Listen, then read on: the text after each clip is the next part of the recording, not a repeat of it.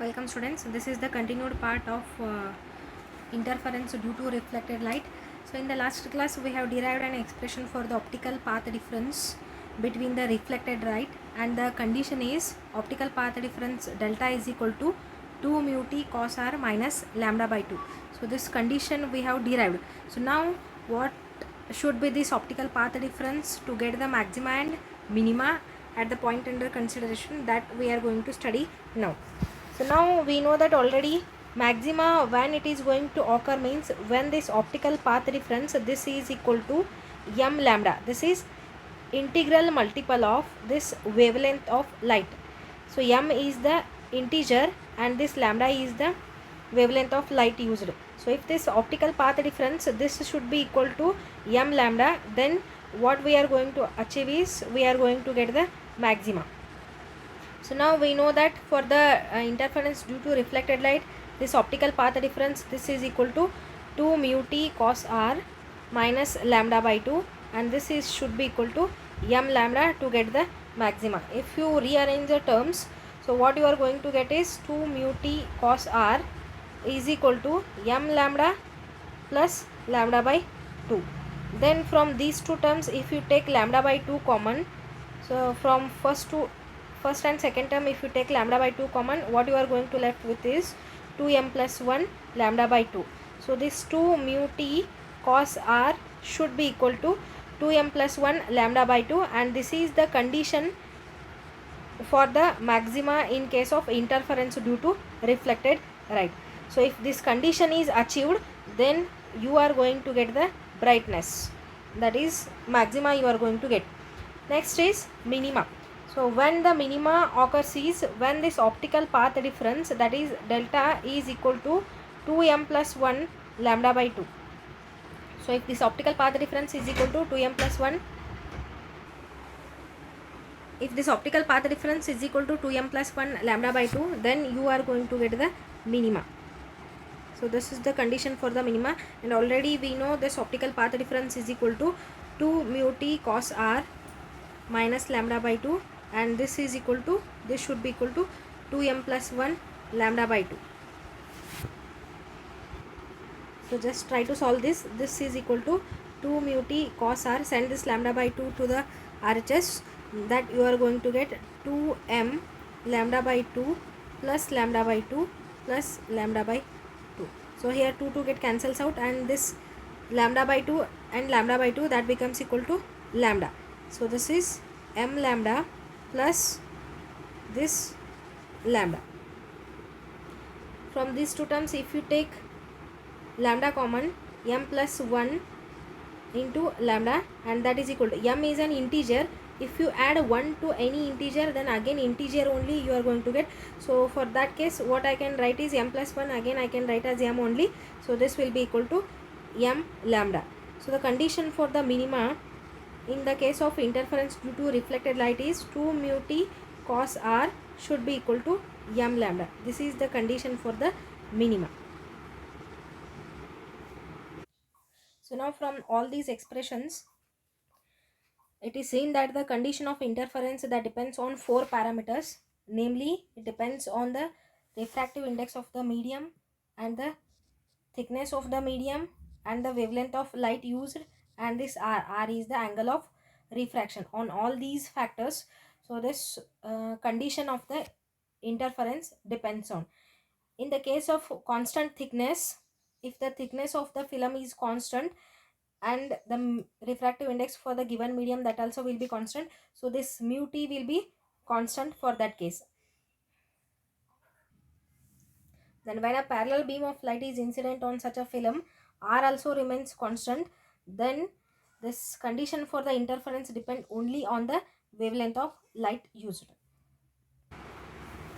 The next part is interference due to transmitted light. So for that, again consider the diagram. So here mainly we are going to focus on the transmitted light. So here what the transmitted light after multiple reflection and refraction we are going to get, so that we are going to interfere with the help of some converging lens, so that interference pattern we are going to produce. So for that, what is the condition for the maxima and minima, and what is the condition for the optical path difference that we are going to derive now. For that, let us consider the diagram. So consider the thin film.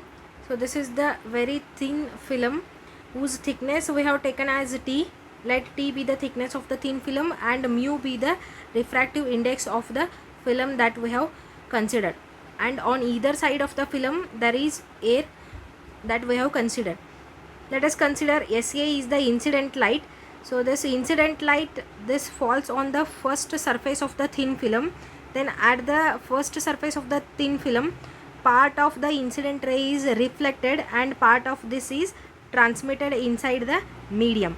So here our aim is to focus on the transmitted light, so don't bother about this reflected light, so only bother about this transmitted light. So part of this is reflected and most of the light is transmitted inside the medium that we have considered. Then this transmitted ray again at the second surface of the film, this is going to reflect, partly this will be reflected inside the medium and partly this is going to transmit after the second surface. Then what happens here, first transmitted ray we are going to get, that is BR is the first transmitted ray. Then this reflected ray which is coming from the second surface of the thin film, this hits the again first surface of the thin film. This is the reflected ray from the second surface, this hits the first surface, then part of this is reflected, part of this will be transmitted. So this reflected ray again, this is going to hit the second surface of the thin film, then again at this phenomenon, at this surface, part of this will be reflected and part of this will be transmitted along this DQ. So here, and this process continues. So here as a result what we are having is BR and the DQ are the two transmitted rays and these two are the parallel rays. So with the help of some converging lens, these two parallel rays we are going to converge to the point and their interference pattern is going to produce. So here two transmitted ray we are going to get with the help of single ray of light. So what this combination is going to produce, that will be interference pattern. So now look at the geometry of this figure. Now we'll see what I have written, what the symbols I have written in the diagram. So now at the point of incidence on the first surface of the thin film, so draw the normal. This is the normal drawn, this dotted line shows the normal. Then this incident light makes an angle I with the normal, that is what we call as angle of incidence. I is angle of incidence. Now this reflected ray, this refracted ray, this makes an angle R with the normal, so this will be angle of refraction. Now at the second surface draw the normal at the point of incidence, so this is the normal drawn. This transmitted ray, this makes an angle R, means that is angle of refraction. So now see, this is the normal drawn and this is the normal and this is the line. If this angle is R, obviously this also will be equal to R. Now this is the reflected ray from the second surface, this is the normal. If this angle is R, means for this surface this will be R, will be the angle of incidence, and here this will be angle of reflection. Then according to law of reflection, first law of reflection, so if this is equal to R, this also will be equal to R, because angle of incidence and angle of reflection both will be same. So angle of incidence is R, means angle of reflection, this also will become equal to R. Now at this surface, this reflected ray again it is going to reflect in the direction CD, and then at this point again this will be transmitted. So now in order to find the optical path difference, what I am going to do is, this is the reflected light at the first surface, this I will extend. So this I will extend, and this ray, extended ray, this is going to meet the normal at the point P, so that this makes this C and these two makes the same angle. If this angle is R, then obviously this also will becomes equal to R. because this is the extended ray that is produced from the reflected ray, and this meets the normal. So if this is equal to r, this also will be equal to r. So now what our aim is to find the optical path difference. So in the previous derivation already I have told what is geometrical path difference and optical path difference. So now in order to find this optical path difference between the two transmitted ray, BR is one transmitted ray and DQ is the another transmitted ray. After the points N and D, after this N and D, both the transmitted ray, they are going to travel the same distance. But before this, some phenomena is going to take place. One ray is going to travel extra distance, that is DQ travels extra distance than this BR. So that path difference, optical path difference with respect to the refractive index, that we need to find. So now in order to find this, at the point D, so I will draw the normal. So at the point D, so this is the normal drawn. This cuts the first transmitted ray at the point N. Next, so here at the point B, one more normal is drawn. This is a normal drawn. So this cuts this CD at point M. This is the normal drawn at the point B. So two normals are drawn. One is this BM, another one is this DN. After this D and N, both are going to travel the same distance, but before that some one ray is going to travel extra distance than the first ray. That is second ray travels extra distance than the first ray. So from this what we can write is the optical path difference between the two transmitted ray, and that we are going to denote by letter delta. So this is equal to mu times second ray is traveling extra distance, that too inside the medium. So how this ray is coming from the point B? This is traveling BC and CD, and that too inside the medium. So this is mu times BC plus this CD minus this first ray. How much extra distance? After these two they are traveling same distance, but before this N, how much this distance is traveling? Bn is the extra distance that the it is having, and this Bn is in the air medium. So what I can write is 1 is the refractive index of the air into this distance Bn. So this is delta is equal to mu times BC plus CD minus Bn I can write. So this is the optical path difference between the two transmitted rays. So now we have to find the values of this BC, CD and Bn with all the geometry that is displayed on the diagram. We know that this refractive index can be written as mu is equal to, what we can write is sin I by sin R we can write. Now from the triangle BDN, so look at the triangle BDN. So this is BDN. So from this triangle BDN, see this, if this angle is I, this is the normal drawn, this is the incident light. If this angle is I, then with respect to this normal, this transmitted ray, this also will have the angle I. This is according to the law of that geometry. So if this is with the normal, if this is I, and this also will be equal to I. If this is I, then this becomes equal to, this is right angle. If this is I, means this remaining will be 90 minus I. If this is 90 minus I, then this is the normal drawn, ND is the normal drawn, this will be 90, because this is the normal perpendicular drawn for the ray, this BR. If this is 90 minus I and this is 90, then obviously this another angle will be equal to I, because sum of all the angles should be equal to 180 in the triangle. If this is 90 and this is 90 minus I, and this should be equal to I. Now from the triangle BDN, sin I is equal to, what I can write, sin I is equal to Bn for this angle I, this will be opposite side, Bn divided by this BD, BN divided by BD. BD is the hypotenuse.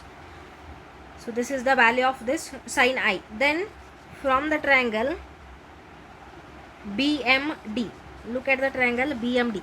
So this is BMD. So now from this triangle BMD, so we have to write the value of this sin R.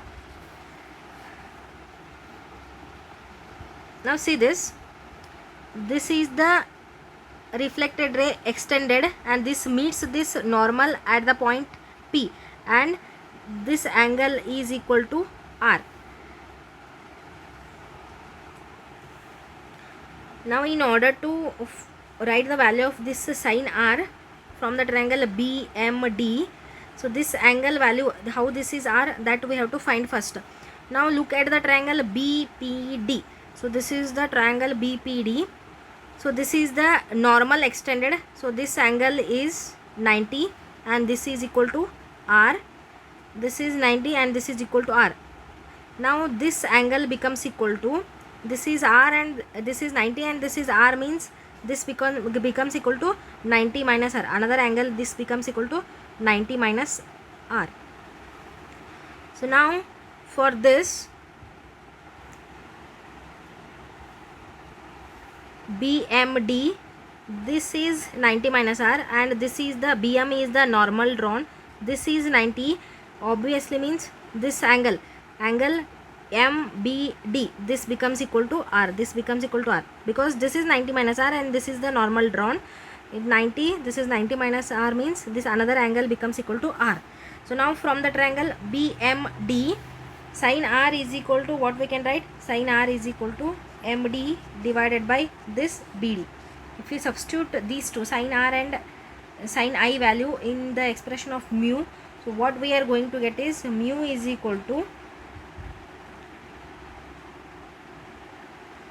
this BD get cancels out and BN divided by MD will be there. BN divided by MD will be there. So this implies, from this what we can write, BN is equal to mu times MD we can write. Now from the figure, angle BPC is equal to R, and this CP is equal to, the distance CP is equal to the distance BC. How much this CP is there, the same distance this BC will be there. So this CP is equal to this BC, and this will be equal to this CD. This is CD I have extended of the same length. So this CP is equal to BC and this BC will be equal to this CD. From this what we can write, this BC plus CD is equal to, what we can write, BC plus CD is equal to PD we can write, because this distance and this distance both are same and this is the double of this becomes totally this PD. So BC plus CD becomes equal to PD. Now substitute all these values in the above equation, that is in the expression of optical path difference. So this delta becomes equal to mu times BC plus CD is nothing but this PD minus this BN is nothing but mu times MD. From these two terms mu is common. If you take mu common, what is left is PD minus MD. So this PD minus MD is, this is PD minus MD, this is nothing but PM. So this we can write as mu times PM. This is the simplified expression for the optical path difference. Mu is equal to, delta is equal to mu times PM. Next, from the triangle BPM, in order to find the value of this PM, consider the triangle BPM. Cos R is equal to, what we can write, cos R is equal to PM divided by this BP. and this implies Pm is equal to this Bp cos R. Now what is this Bp? B to P. This is equal to 2 times T, because this length only we have doubled. If this distance is T, then obviously the distance Bp becomes equal to 2 times T. So here what we can write, this Pm is equal to Bp is nothing but 2T into this cos R. So Pm is equal to 2T cos R. So this value is substitute in the optical path difference expression. Delta is equal to mu times Pm is nothing but 2T cos R. So this I can write as delta is equal to 2 mu T cos R.